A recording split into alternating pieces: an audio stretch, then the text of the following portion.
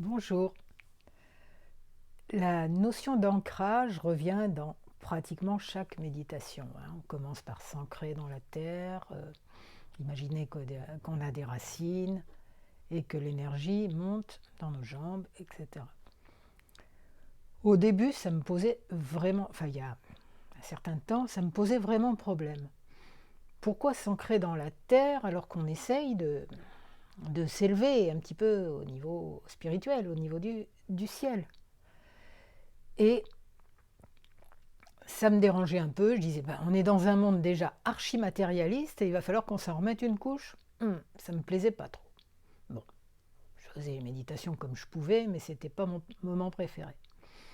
Ensuite, en approfondissant un peu le travail sur moi, je commençais à trouver des trucs tristes par rapport à la Terre, des histoires de mort dans ma famille, tout ça. J'avais un peu l'impression que c'était un cimetière en dessous, c'est pas plus joyeux. On passe, hein. N'ancrez surtout pas cette idée-là. Et de représentation en représentation, j'en ai quand même trouvé une beaucoup plus sympathique, qui est de se dire, on s'incarne après tout, même si on a oublié pourquoi, même si des fois on se dit, mais qu'allais-je faire dans cette galère?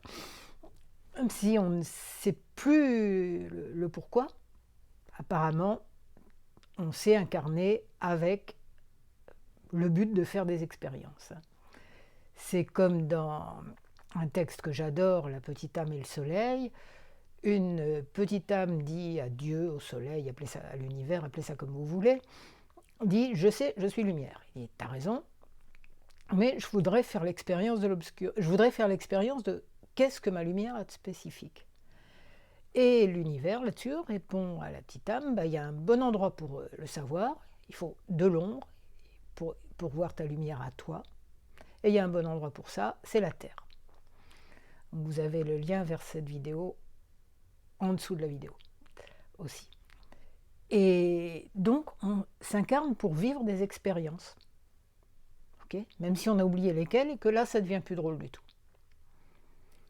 Et des expériences qui justement, ce que j'en comprends, c'est que la règle du jeu, c'est voir notre lumière malgré tout ce qui est fait en début de partie pour qu'on ne la voit pas, pour qu'on oublie.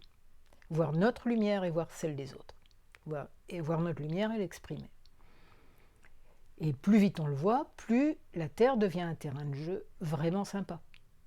Donc cet ancrage reviendrait à dire, maintenant la façon dont moi je le comprends, c'est ok, je suis sur un super terrain de jeu, même si plein de parties de moi ont oublié pourquoi et comment et ce que j'ai à y faire.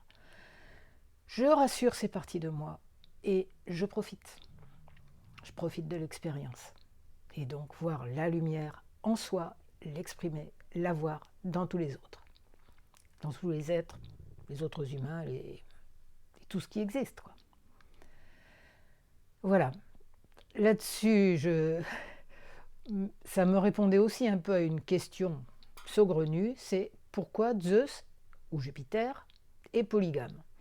La mythologie, il y a des histoires tellement, tellement étranges que je ne savais pas trop quoi y répondre, et celle-ci, je lui ai donné un sens. Que ce soit le bon ou pas, peu importe, ça, j'aime cette image. Donc Zeus est polygame, parce que Zeus, lui, il représente la lumière, c'est un symbole de la lumière céleste, du ciel qui est unique, du un. Mais il fait ses expériences dans des tas de terres, des tas de planètes différentes, qu'il féconde avec sa lumière. Voilà. Donc nous, on s'incarne un coup sur la Terre, peut-être un coup sur d'autres endroits, d'autres planètes, d'autres... On n'en sait rien du tout, puisqu'on ne se rappelle pas de grand-chose, mais il y en a qui se rappellent de pas mal de choses. Et on peut. Donc on a différents terrains de jeu, tout simplement, un peu comme un gosse ferait des jeux vidéo différents. Et qui pourraient passer de l'un à l'autre en plus, puisque le temps, c'est aussi un grand mystère. L'âme, l'être est éternel, ça veut dire en dehors du temps. Donc j'imagine qu'on a plusieurs terrains de jeu, qu'on fait des jeux vidéo différents, hein, l'incarnation étant le jeu vidéo bien sûr, qu'on fait des jeux différents plus ou moins simultanément. Voilà, donc du coup, l'ancrage, il fait beaucoup plus sens. J'ai oublié de vous dire que je suis thérapeute EFT, que le EFT est un fantastique moyen de travailler sur soi et grâce auquel je me réponds petit à petit à des tas de questions. Je vous souhaite d'être de plus en plus heureux, de profiter du terrain de jeu, de celui-là et d'autres. Et je vous souhaite donc beaucoup de bonheur et je vous remercie.